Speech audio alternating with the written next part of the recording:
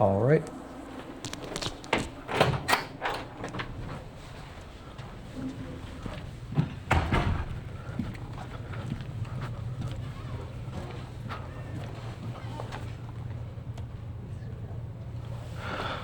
All right, sorry about the little bit of delay.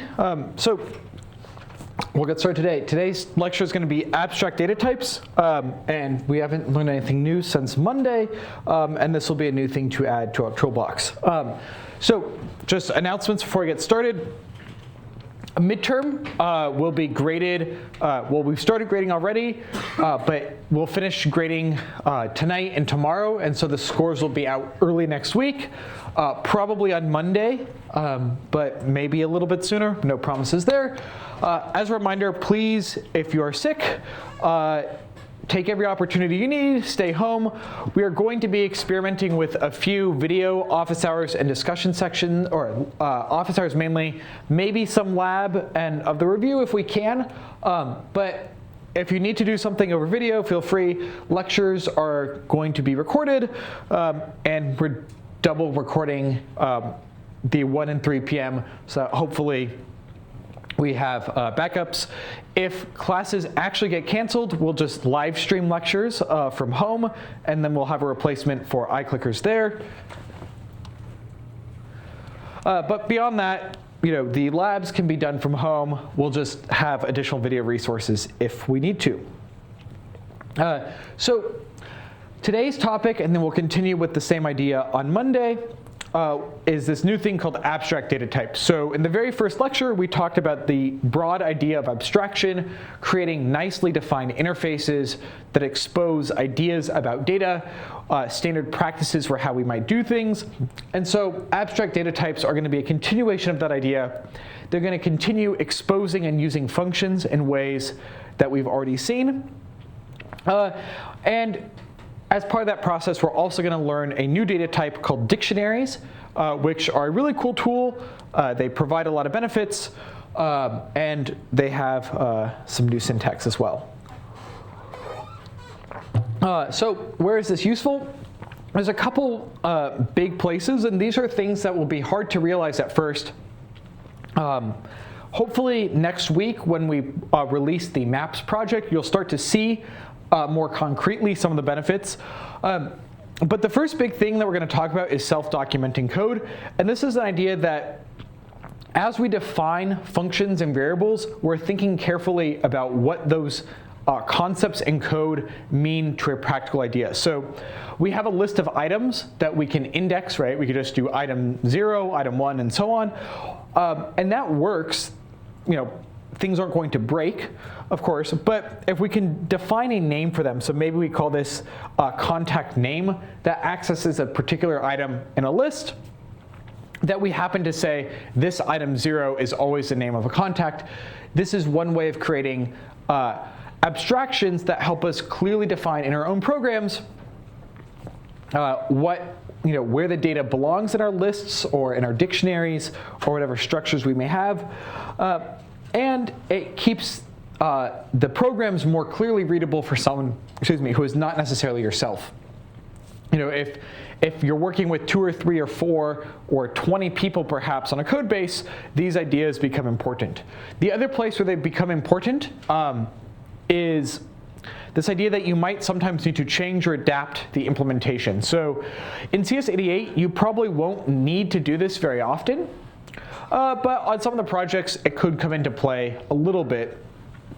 But in the future, you might be working with something like a contact book and realize that the current implementation that you have, maybe this is some database as a part of some website.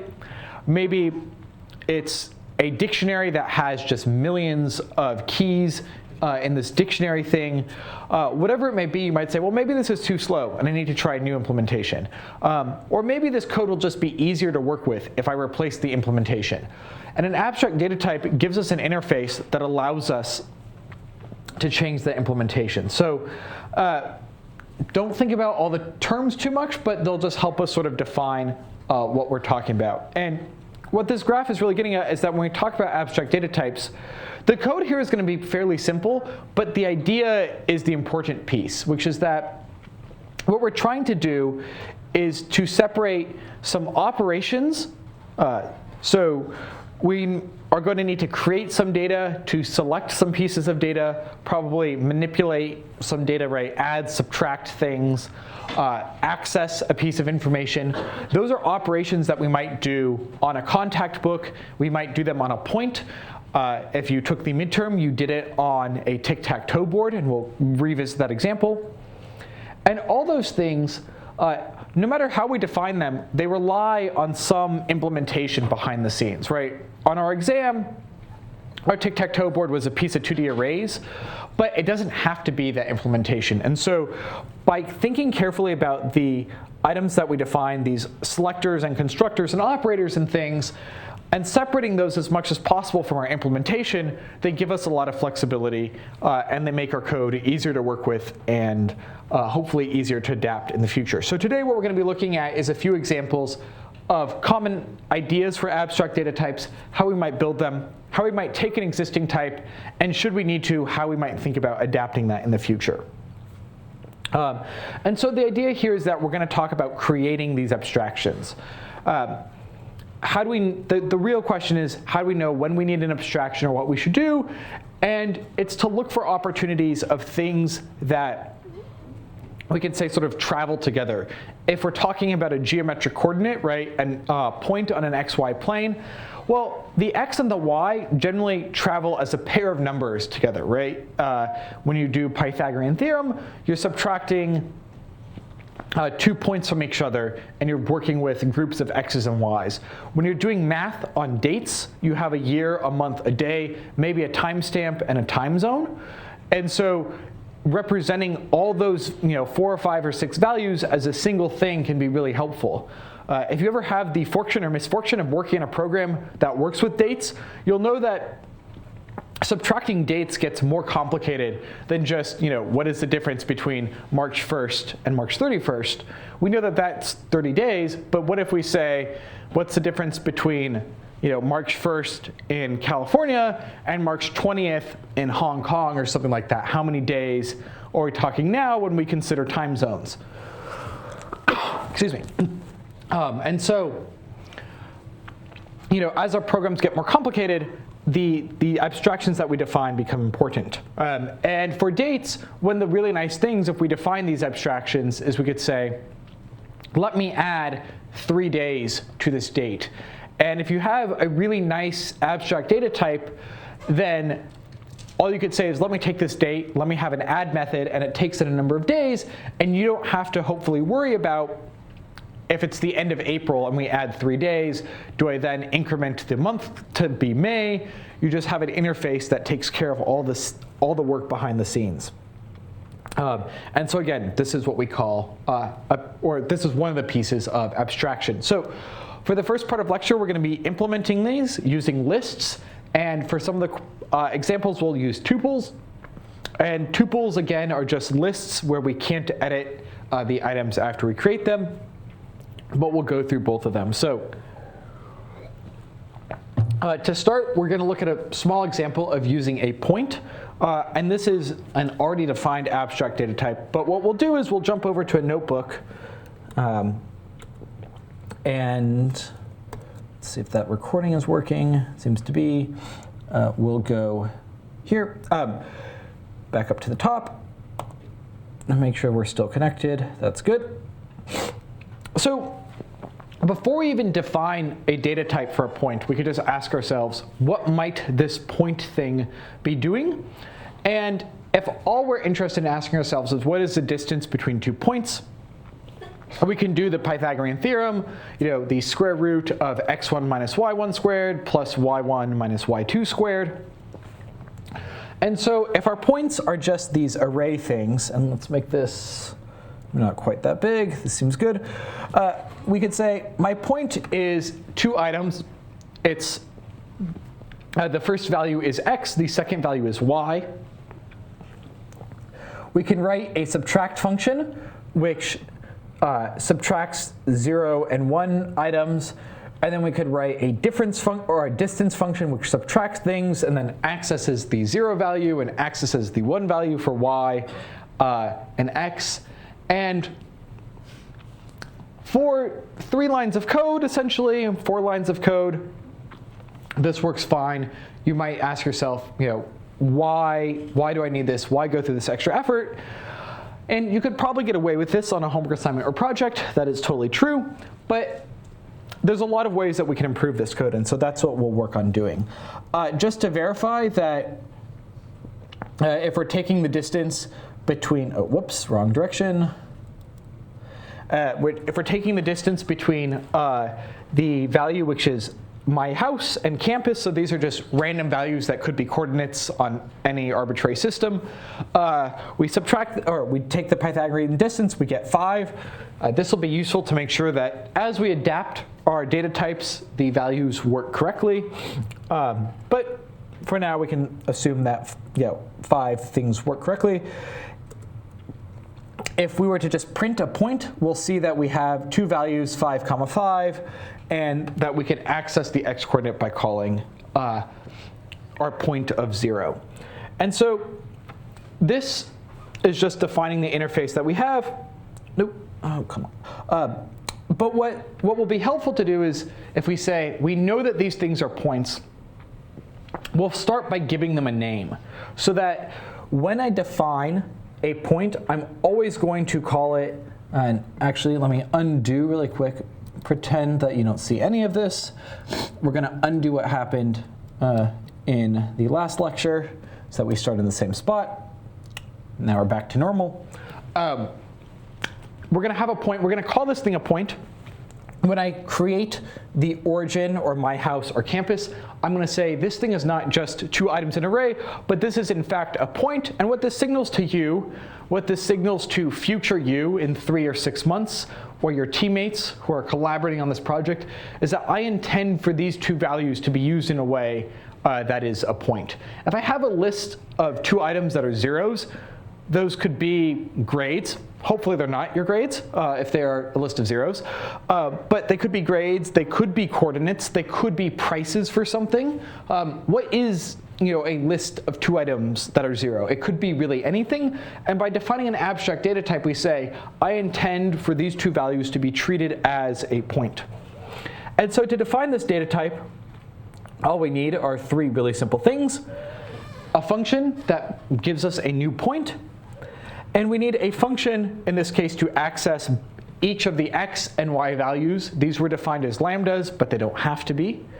And now what happens when we build our subtraction and our distance functions is instead of accessing the 0 through the first value, we access point. So when we subtract new points, we'll return an exact new point instead of just 2 values. But we access the x value of a point and the y value of a point. And when we use the difference function, we access the x value of our difference and the y value of our difference. And so the abstract data type creates a lot of readability in the code that we have. And so on its own, before we think about how we might adapt things, we have the ability to define a new interface. And so we can verify that when we run this code, the distance between our house and campus is still 5, that if we were to access the x value of something, that it's still 8. And so far nothing much has changed, but it's possible that it could. So we're going to jump back over here. And we've covered most of this. So we have these constructors and selectors. So our constructor was the point function. Our selectors were the x and y functions. And our operators were distance, subtract, you could imagine add, would be one that we could have defined. And a representation in our first case was a list of 2 items, an x and a y coordinate. So for the first clicker question, and let's see if this is running. OK, this is running now. Assuming that we were to change the implementation of our point data type, which of these would be valid representations below this abstraction barrier for a point? So if for whatever reason I decide I want to change it, which of these could I use to change my point representation?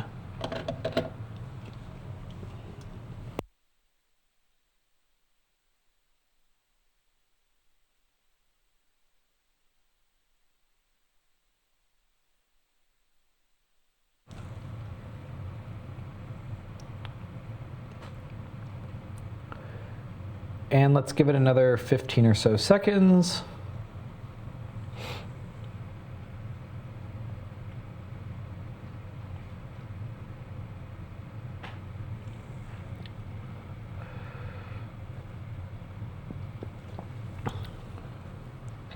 All right, so let's look at the results.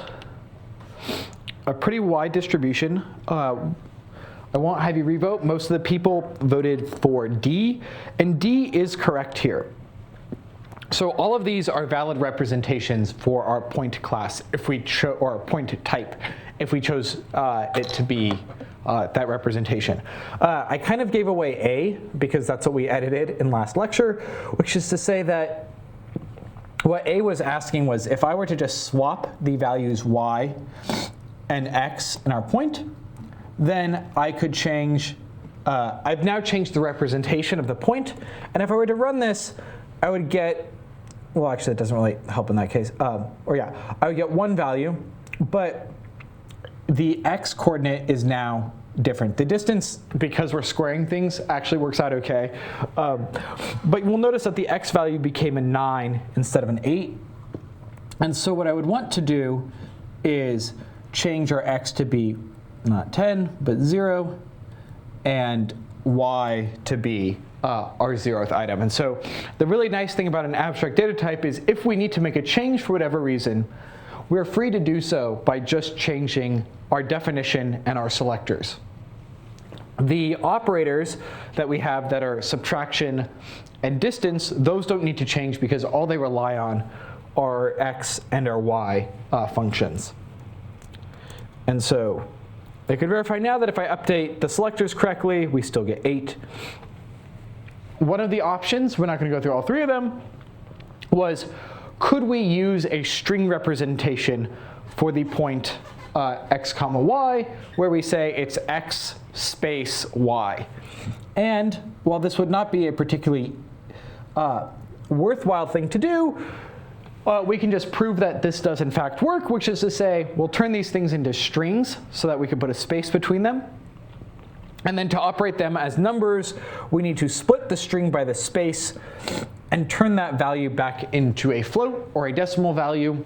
And if we wanted to, we could use strings as a representation for our points. We could redefine the point class or the point type. And then we'll make new points again. And we can run through the code. Our distance is still the same. If we were to print a point, it has a new print representation.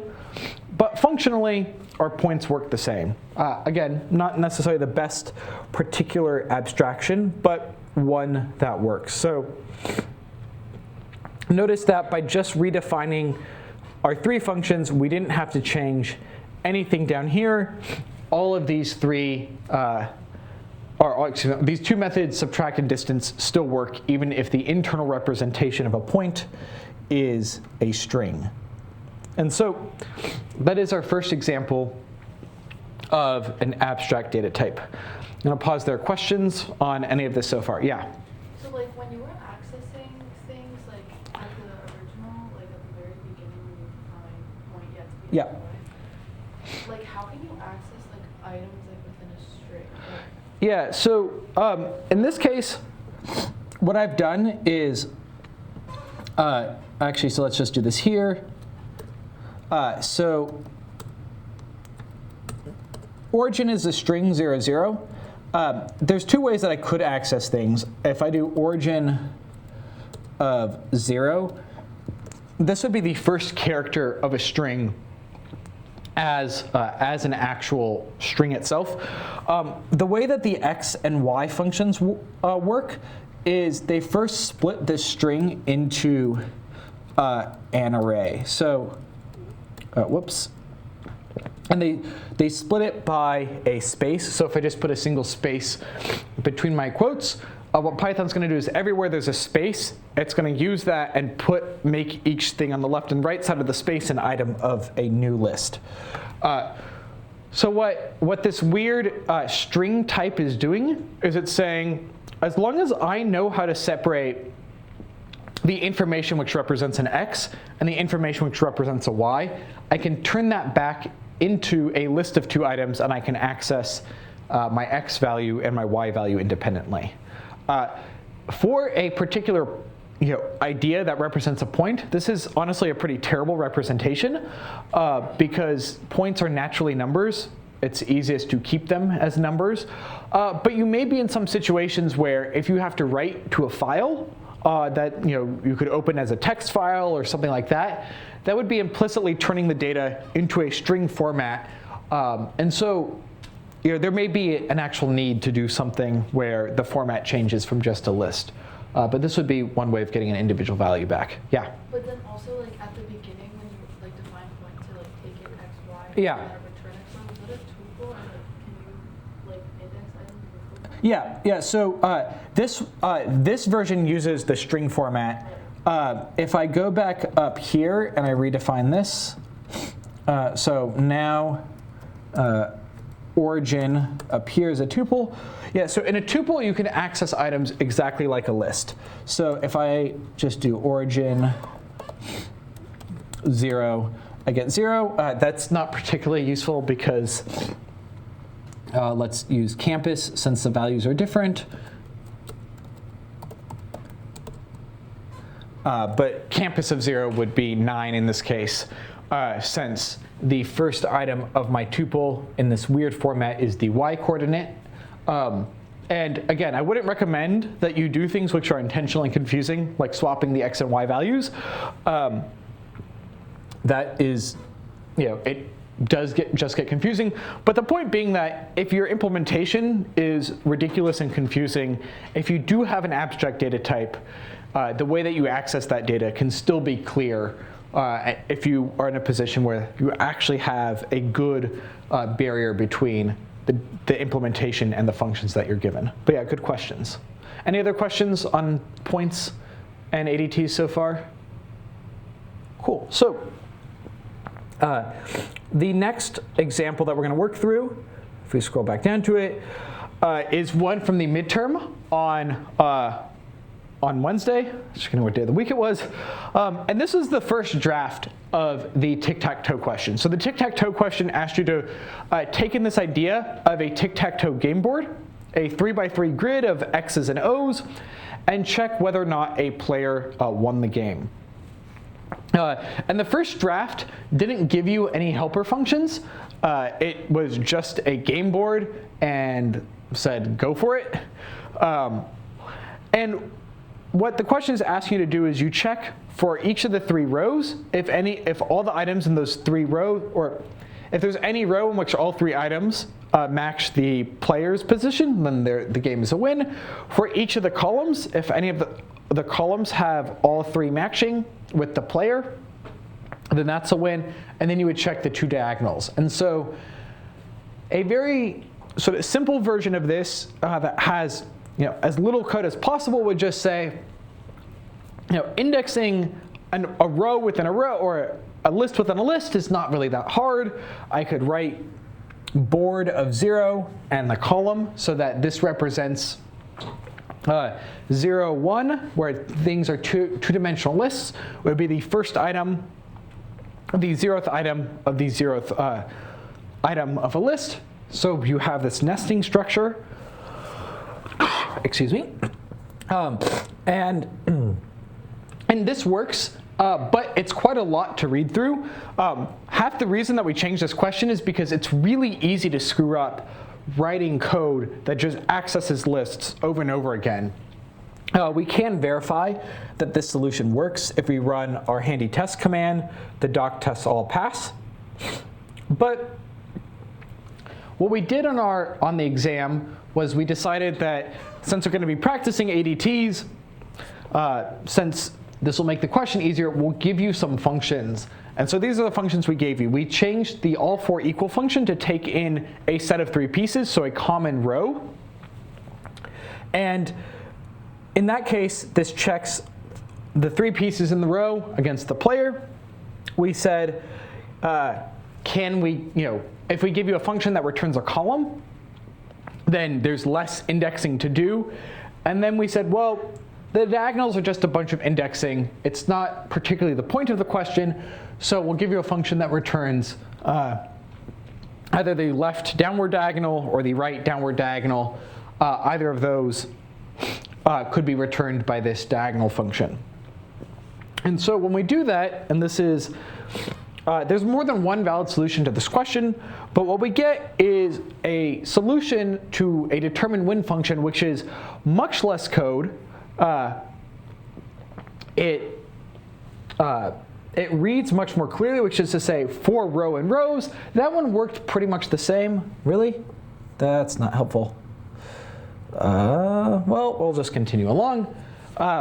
We'll say for row and rows, and then we'll say for column in range 3. So this is one of those places where the abstractions we gave you were not perfect. This relies on knowing that a board is a 3x3 grid still. A few people asked us during the midterm if you had to handle a board of any dimensions. And for the midterm, we said no. The functions we gave you made it easier if we assumed that the board was 3x3.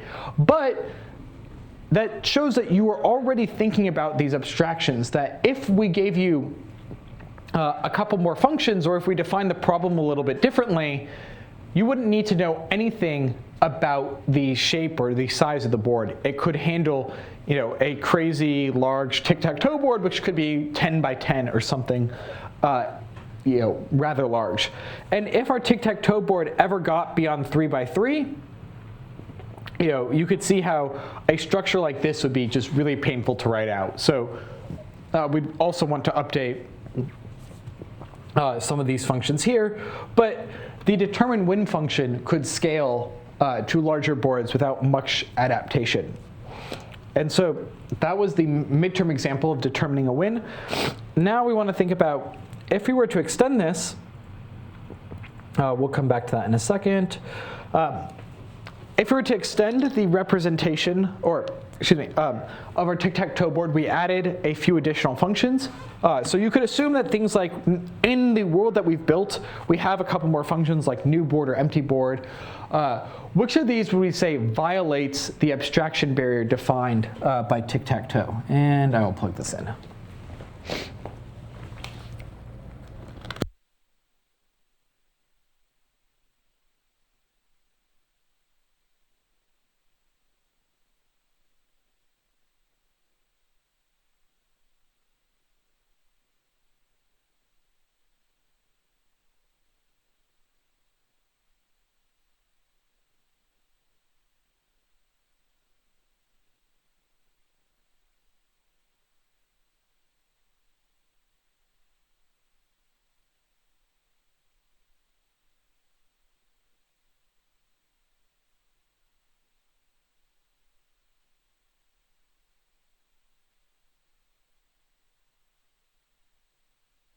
Yep, let's see if we can get a couple more votes in. Okay.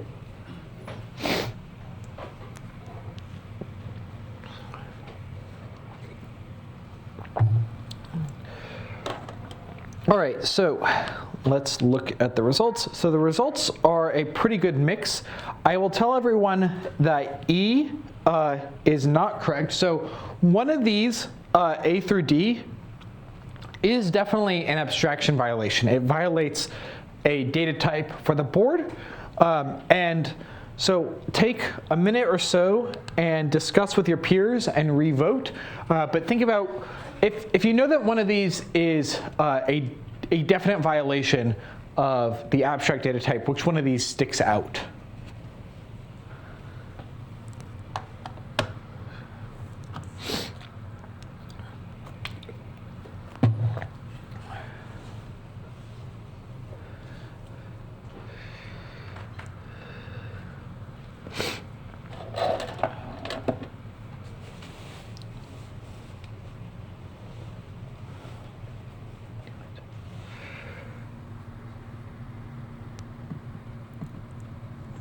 Oops, 1 second.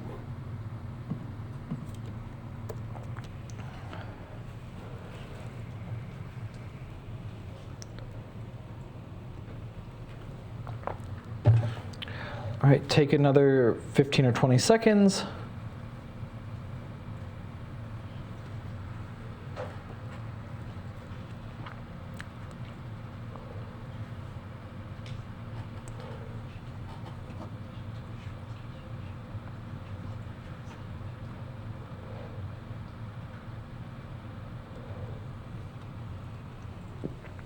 All right, so we have D has the most common votes and then B. So the correct answer to this one is B. So let's talk about why and how to approach something like this. So using the board example, well, we gave you diagonal. So getting a diagonal from a board, we can sort of assume that that follows the example. The reason here that B sticks out from this is that B is the only one of these scenarios which relies on understanding the implementation of our game board is a two-dimensional list. So we could say, let's actually just go back over to our notebook. And let's just do this. So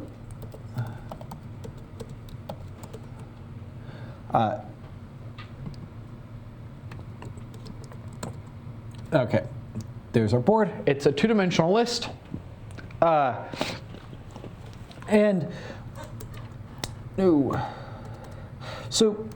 we had a couple functions that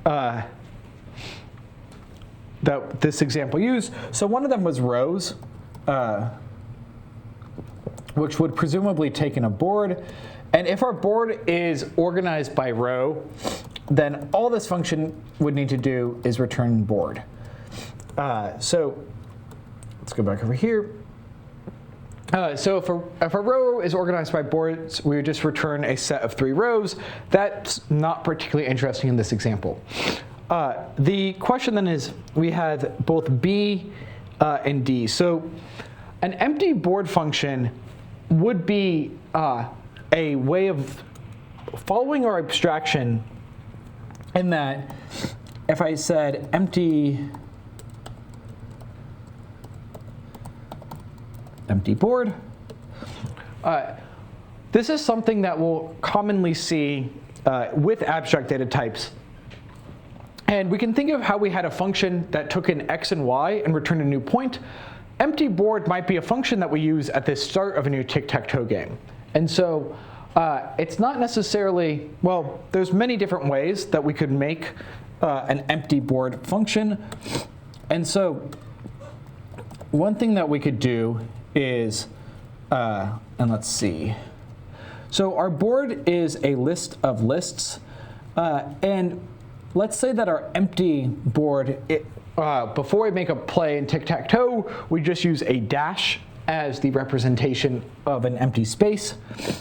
So we could say dash for I in range 3, and also for I in range 3. And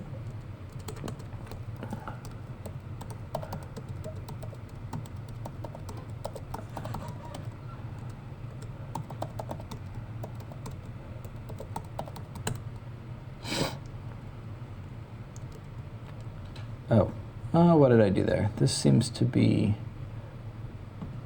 running forever. Let's save this.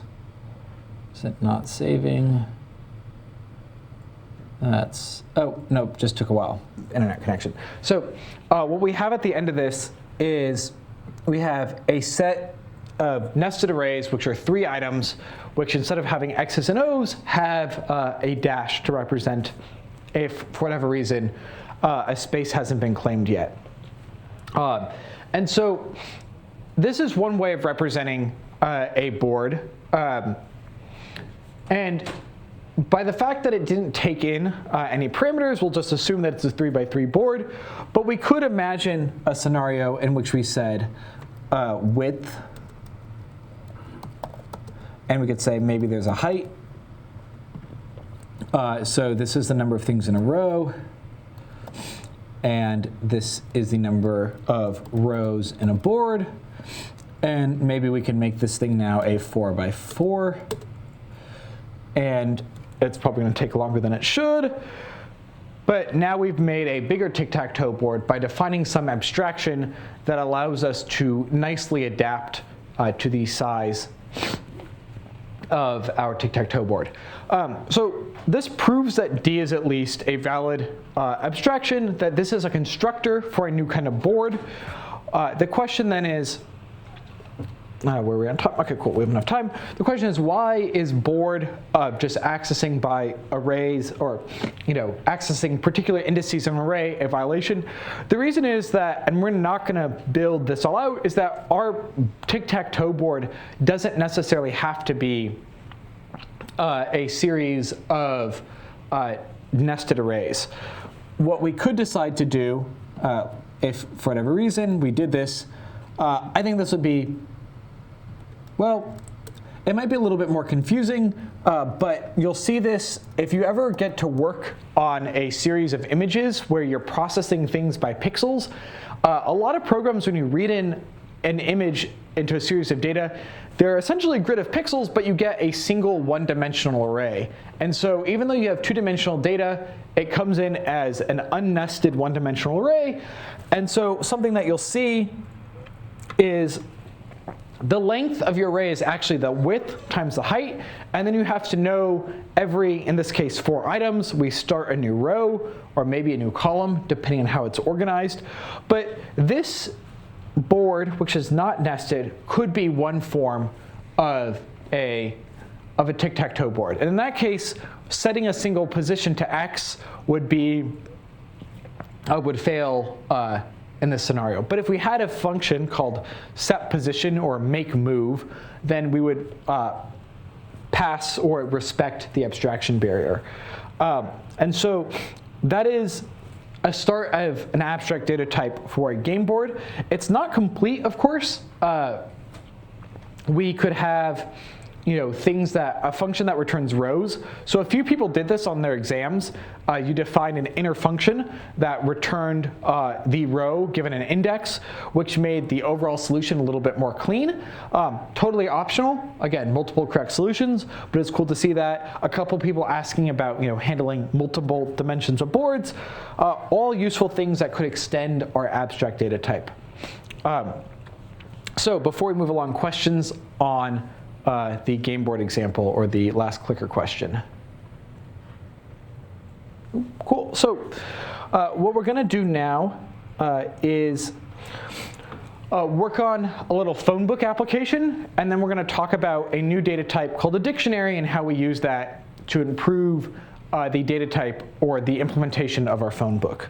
And we won't have time to rewrite the phone book. We're not going to rewrite it twice, but we'll just use this as an example. So we have a phone book.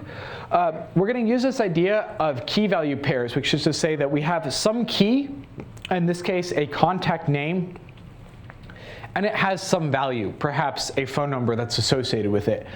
You could imagine for a contact book that we might have some name and multiple values that are associated with this contact name. It could be a phone number, an email address, a physical address, a Twitter handle, whatever else we need to store, social, I don't know, maybe a TikTok username, anything else could be valid in our contact book. And so we're going to build another abstract data type, and we're going to go through the building of this one pretty quickly because the dictionaries, I think, are the more interesting part. But we have a phone book, and we have a series of tuples which are keys and values. The nice thing is that when we do this, and what happened here,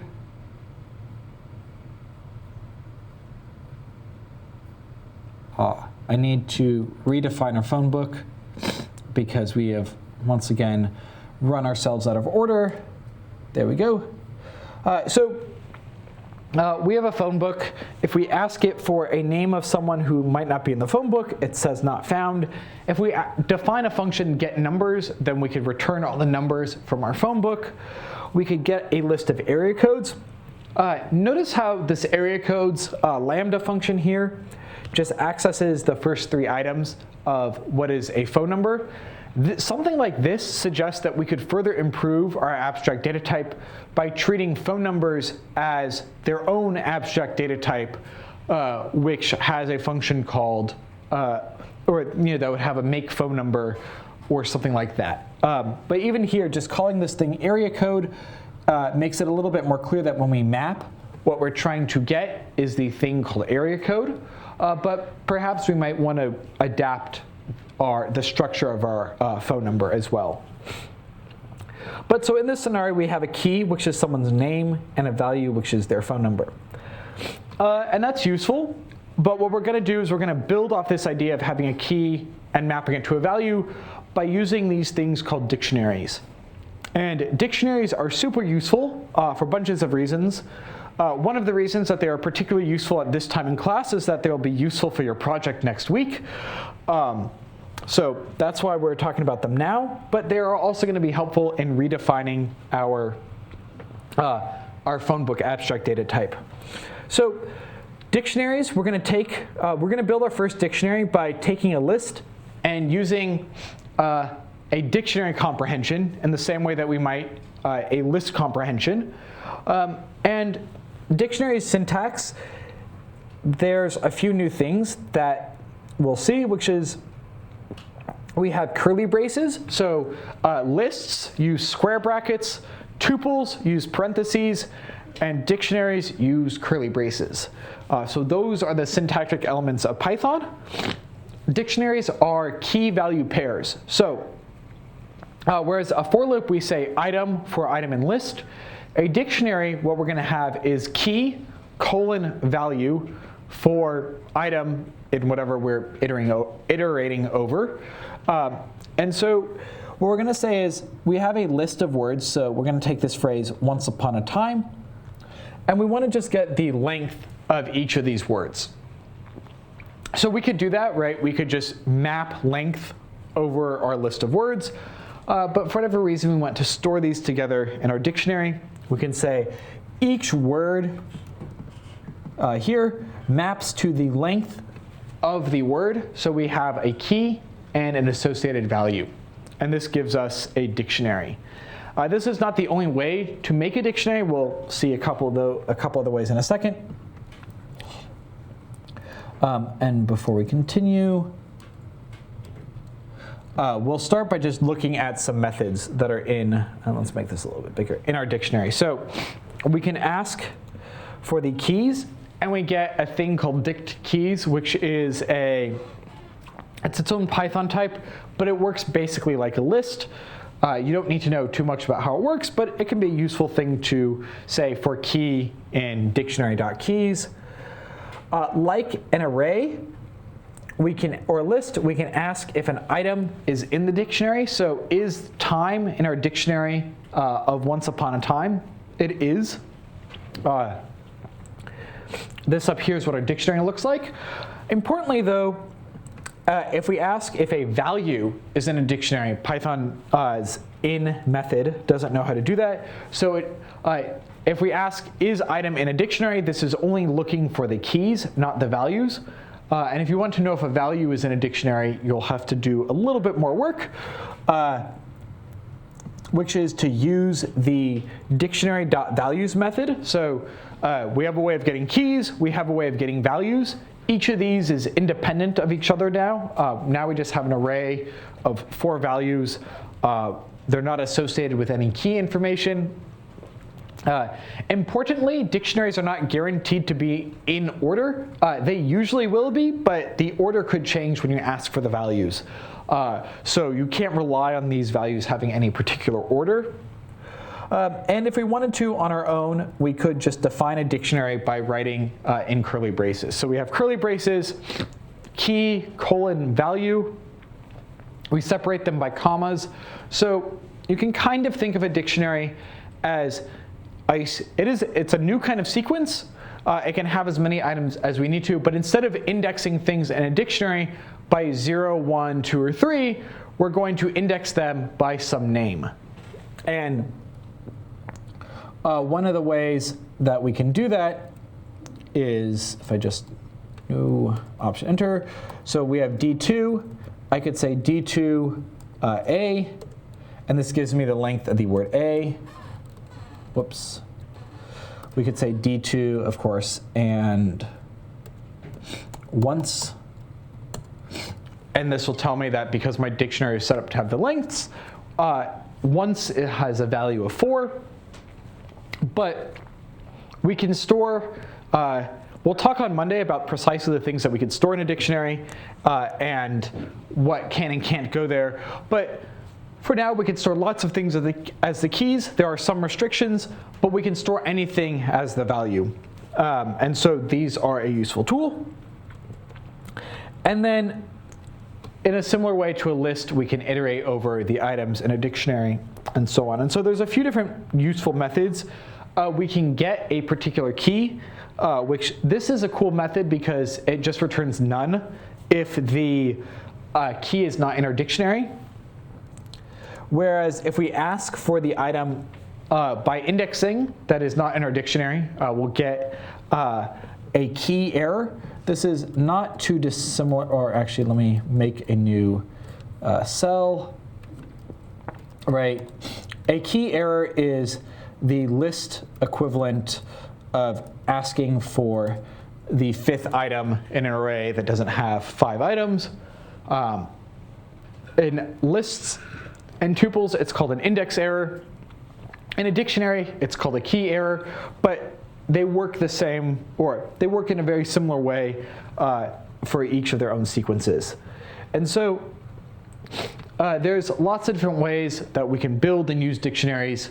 And so what we're not going to get to today, but to think about is we have this structure of keys and values now, and we can use this as a really powerful base for even more complicated data types. So our contact book was just a list of tuples. Now we can use a dictionary whose keys will be the names of our contacts and whose values allow us to extend an implementation that can store a key which is a number, or a key which is an email address or a username to some service or a physical address. And this will give us one more additional way of adding clarity and meaning to our programs. And then, as we'll continue on Monday, there's a whole bunch of other uses for dictionaries. So we'll leave it at that for this week. If anything changes about campus between now and Monday, we'll let you know. If you need to miss out on something and a video office hours or something will help, let us know. We are trying to provide those where possible, and so that will be the plan going forward. But until then, we'll see you next week, and be on the lookout for project information.